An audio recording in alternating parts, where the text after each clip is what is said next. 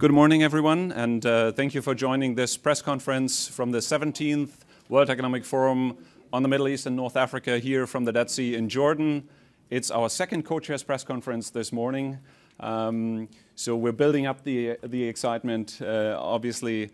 For those of you who are already joining the second press conference, my apologies in advance because you'll hear my same jokes all over again. But I'm sure the interesting panelists we have here today will make up for my lame jokes. Thank you for being here in the room. Thank you for watching, whether on Facebook, Twitter, or whatever social media platform you find us on. Without further ado, let me introduce our speakers to you today. So to my immediate left, we're joined by Sigrid Kaag, the Minister for Foreign Trade and Development Cooperation of the Netherlands. Right at the heart and center of our panel, we're joined by Khalid Al-Roumehi, the Chief Executive of the Bahrain EDB, that stands for Economic Development Board. To his left, we're joined by Sumantra Chakrabarti, who's the President of the European Bank for Reconstruction and Development, EBRD. You see we have a competition for the best acronyms here on the panel. And last but definitely not least, we're joined here by Rani Al-Mashad, the Minister of Tourism of Egypt, who's also, if I may mention that, a young global leader of the World Economic Forum. Thank you very much for joining us, and thank you for taking the time out of your busy schedule to be here today. Minister, let's kick this panel off with you. What are your expectations for the next 2 days, and how would you describe the current, let's say, broad relationship between the European Union and the region from your particular perspective and your portfolio, please? Well, thank you very much. Delighted to be here. I think my expectations are high because I believe, based on our discussions, also the co-chairs, our ambitions are equally high.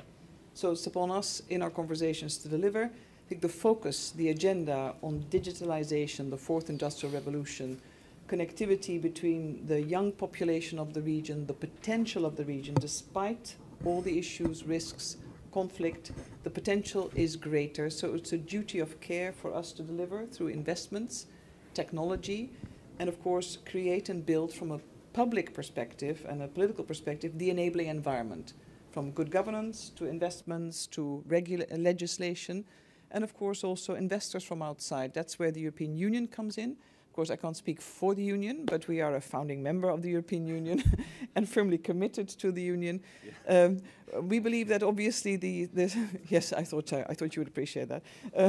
The European Union, the member states, and this region not only have a shared history but also a shared destiny.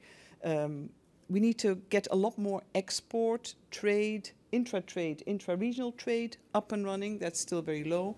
We also want, of course, to build on the partnership agreements, the trade agreements with the European Union. This creates jobs, it's good for stability, and I think this also fosters greater cohesion across. It's upon both sides to make that happen. And I think from a European Union perspective, the Netherlands certainly wants to invest in the prospects of this region. That's why my trade and aid policy is called Investing in Global Prospects. And I do it wholeheartedly for this region, with this region. I think this is a shared agenda. This is also a way to achieve the SDGs for all people, particularly in this region. Thank you. Thank you, Minister. Khalid, I would be amiss not to mention that you and your organization have been instrumental for bringing the 100 most promising startups from the Arab world here to the summit, helping select them, bring them here, make sure they receive a tailored program to meet with business leaders, government leaders, and civil society leaders here at the Dead Sea. So let's focus on that. What's the role that startups can and should play for their respective economies and societies? Well, good morning, first of all. I think we're absolutely delighted to partner with the World Economic Forum to invite 100 Arab startups to the Dead Sea. What we need from them is we want to hear their voice. I think we would love to see some of these young men and women entrepreneurs sitting on stage and telling us what they need to succeed. And the reason their success is important, number one, is they create jobs, which is what we desperately need in the Middle East. And number two is they create dynamism in our economy. In the Middle East, we have economies that are dominated by the public sector. We need to have the private sector play a role, and we need to have a new private sector play a role, because we think if we talk about the fourth industrial revolution, It is about innovation that is going to come from innovative startups. So we invited them and partnered with the WEF because we want to hear their voice, we want to understand their issues, and we want to make sure that they are networking amongst themselves and networking with government leaders. We recently had a unicorn exit in the Middle East, Kareem. And that is wonderful news because it is going to encourage new entrepreneurs to continue their journey. It's not easy being an entrepreneur in the Middle East. And it's going to encourage new graduates to think of entrepreneurialism as opposed to just getting a government job. I think one of the things, if I may, that we would like to address here, and it's the title of this event, is platforms for cooperation. I think interregional trade is about 10% of total trade. It's abnormally low. And if we're going to do that, it's not just important for trade, it's important for startups. Startups need to scale in our part of the world. They need to be able, if they're in Egypt, to move to Saudi Arabia or the UAE or Bahrain. And if we are not reducing friction, if we are not making it easy for them to scale, then we are not giving them a chance to reach critical mass. And I think one of the issues that we have to address here is how do we allow platforms of cooperation that allow us to work together, making the 300 million people that are in the Middle East, this $1 to $2 trillion economy in the Middle East, work cohesively together. Thank you very much. Sumanta, you're based in London, so I'm happy we can give you some respite from whatever happens there. So thank you for joining. But let's still turn to you for the pessimistic view. So what do you think are the biggest challenges for the regions? And to sprinkle a little bit of optimism in there, how do we address them? Thanks very much. Well, challenges are always opportunities as well. And it is nice to be out of London right now. But to be serious for a moment, I think the EBRD, we came to this region just under 7 years ago. And I think we've shown that there is plenty of opportunity. $10.5 billion later, over 200 projects later, we've shown that really things are moving in this region. And a lot is going on that isn't talked about. But I would back Khalid. Fundamentally, the number one challenge I see in this region is growth that creates jobs. And this is really, really important economically. High numbers of youth unemployment is not good for any economy. It's good, it's important socially, but I would say it's also very important politically, because there's tension underneath this, which has to be managed as well. So what does that mean in terms of focus? I think one of the biggest things to think about is the comparative advantages of this region, and we don't talk enough about those. We can highlight many, but let me highlight one where I think even more needs to be done. It's on the move, which is renewable energy. I think it's fantastic that we in EBRD have helped in Jordan and Egypt in particular to really move the dial on renewable energy. We've invested here in Jordan, most recently, in this huge 265 million loan to NEPCO, the National Electric Power Company, really to help renewables get integrated into the grid. That's really fundamentally important. And in Egypt, we've been investing in the largest solar power park in Africa, Ben-Hassine in Upper Egypt, 16 huge projects. What did we do? As Sigrid says, we didn't just work on investment, we worked on the policy regulatory framework that made foreign investors want to come with us into that. That's very important, I think, as part of that. So comparative advantage, that's one example. It's a challenge, but there is an opportunity there. Second, I would say, is closing the gaps in some areas between potential and where things stand. Let me highlight, I think, one is the SME sector across, and startups I would include in this, across the region. I think a lot more needs to be done to help SMEs get up and really become business-like and entrepreneurial. And we're doing some of that. We have lots of offices, not just in capital cities. We have offices in regional cities. For example, in Egypt, we've already opened in Alexandria, but we're going to open 2 further offices, I think in Ismailia and Asyut as well. We have similar regional offices in other countries. These are important for reaching out into the rural and provinces as well. I think the other area that's really struck me increasingly as EBRD spreads in the MENA region is the whole question of skills. So it's fundamentally, you can see this region has superb sort of attractions. I'm sure Rania is going to talk about them. The tourism industry in this region is still very nascent, and it's striking that some of the skills, for example, here in Jordan, great attractions, Petra, Jerash, and so on, great facilities like this one, but the service skills are still not where I think rightly, the Jordanian government wants them to be. So that's why we're investing here in a sector skills council for hospitality sector, really try and help that. So skills matching to what employers need, not what they're currently getting, is really going to be very important, I think, going forward. And the final thing I would say is to echo Khalid, I think one of the areas that is really an important platform which EBRD has been, I think, very successful in many other countries, is this whole question of bringing together the private sector, the multilateral donors and the bilateral donors like Holland and others, together with government in investment councils, foreign investment councils, and also getting domestic investors involved in this. We've done this very successfully outside this region, in Eastern Europe, in Central Asia, and in the Western Balkans, but I would very much like to develop this idea much more in this region. I think we have hopes in Egypt to take that forward with the International Investors Advisory Board. We have hopes in Lebanon to help with this. But this is really important because that's the way governments in particular hear from the private sector directly what are the things that are required to change to improve the investment climate, to make investors come here with or without EBRD. So that's, I think, a big area that I'd like to move on as well. Thank you very much. So not that pessimistic after all, but guarded optimism and a lot of things going on. Minister, the first trip I took in my life on a plane was in '93 to Egypt with my grandmother. So let's talk about the tourism sector. Sumanta already mentioned it's one of the key portfolios here, but there's room for improvement. From your perspective, what are the things that need to happen both in your own portfolio, but also beyond that to realize that growth potential? Well, first, I just want to start by saying we're very happy to be here. And in a world today where there's more rhetoric around protectionism, tourism is one of the sectors that actually promotes openness, cooperation, peace between nations, and familiarity. So cooperation between nations is something that the WEF is very good in bringing, public sector, private sector. When we talk about trying to increase GDP, trying to increase exports, tourism is a service export. And it represents 10% of global GDP, 30% of total services exports come from tourism. The idea of sustainability, protecting cultural sites, heritage sites, all of this is actually something that are global trends and actually things that we are trying to advocate in Egypt.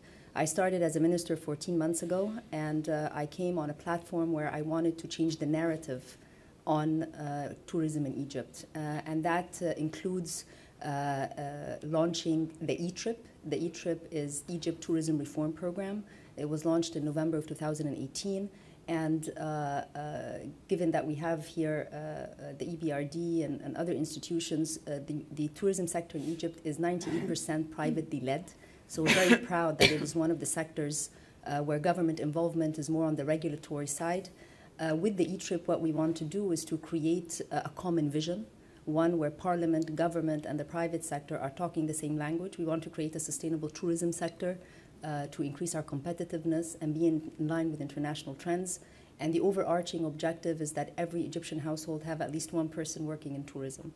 The reform program includes legislative reforms, includes administrative reforms, includes marketing and branding in a different way, global international trends. Some of the panels here are discussing that, digitalization, women empowerment, green tourism, something on capacity development. Tourism is based on hardware and software. The software are the people. And today, when we're talking here in the forum, and as Khalid has mentioned, startups are extremely important. And they are important because they provide opportunities beyond the typical and the traditional way that the youth look for opportunities. Tourism is a platform where several startups can be set. We hosted in Egypt a tech adventure with the UNWTO last week. And this is actually a way to increase prospect opportunity and get this one person in every household working in the sector. We're very excited to be here. I believe that as we are talking about countries seeking to leverage on their comparative advantage, Egypt has a comparative advantage in tourism. And I just want to conclude that one of our biggest projects is a $1 billion project called the Grand Egyptian Museum, the GEM. It will open in the fourth quarter of 2020. So our branding is GEM 2020. And the idea is you have a museum that is on the platform of Giza, where the pyramids are your backdrop.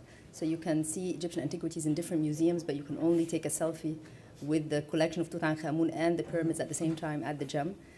Tourism also promotes connectivity, transportation, culture, heritage, hospitality. So there's this holistic view around the sector, and I think that many of the issues discussed here in the forum are going to be a fantastic way to integrate country experiences as well as foster the policy dialogue between the private sector and the public sector.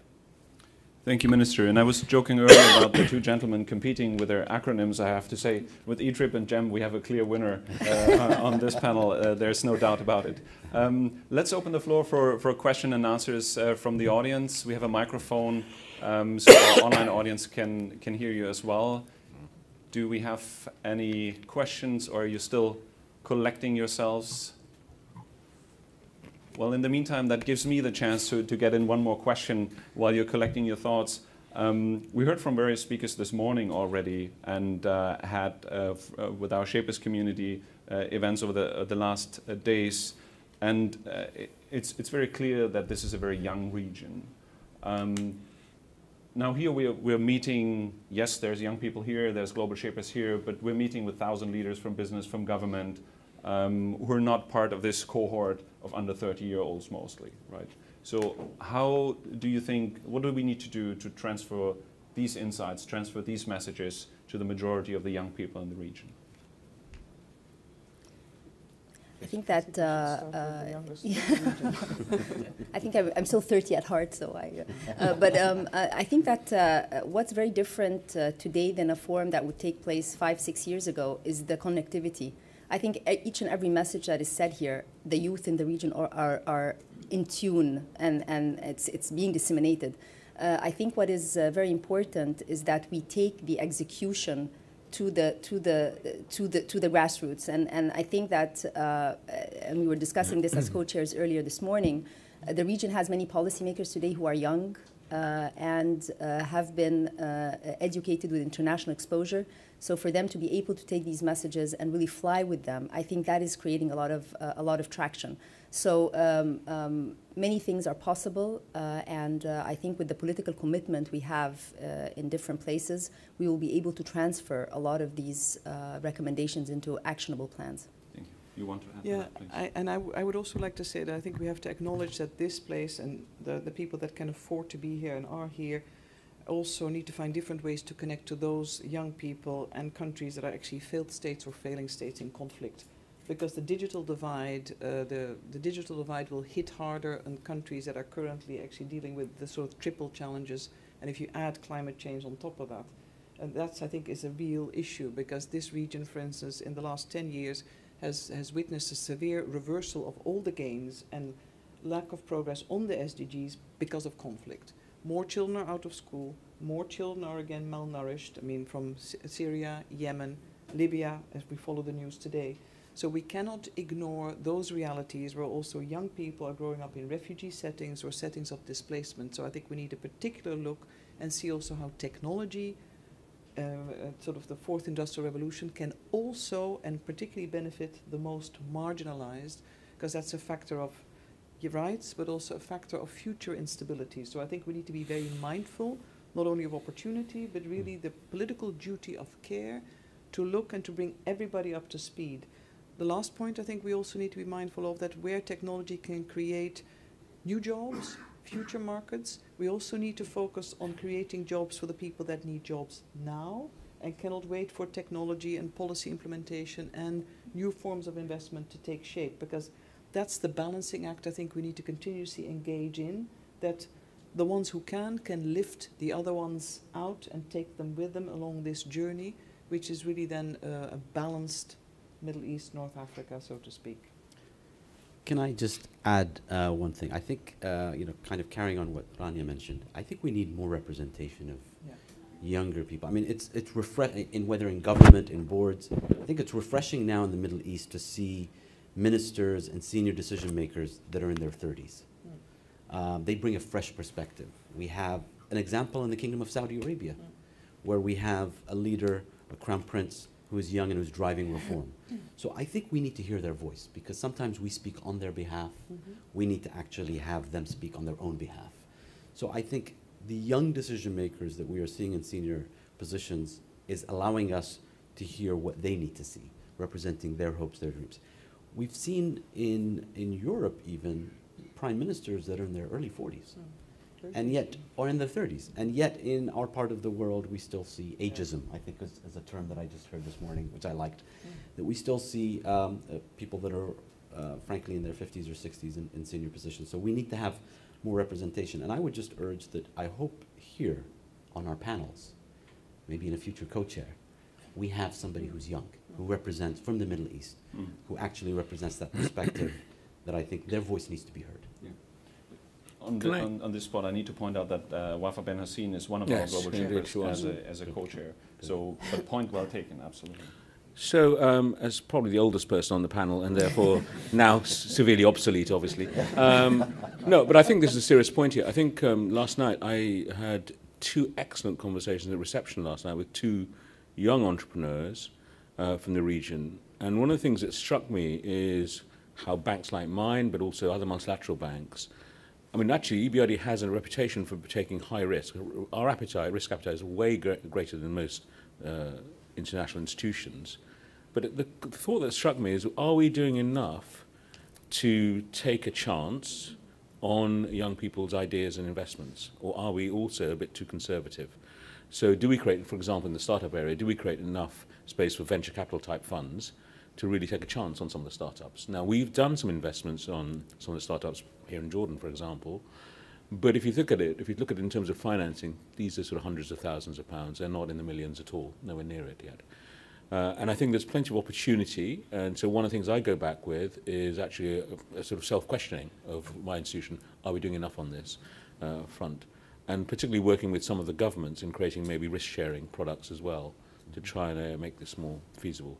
So I think it's a very important point that is being made here about trying to tap into this talent and ideas that are coming through from these young people. Thank you very much. We might have time for one question from the audience, but it seems like you've answered all questions preemptively. So thank you very much for being here, for taking the time. Thank you for being in the room, and thank you for watching, everybody. Thanks. Thank you. Great. Thank you.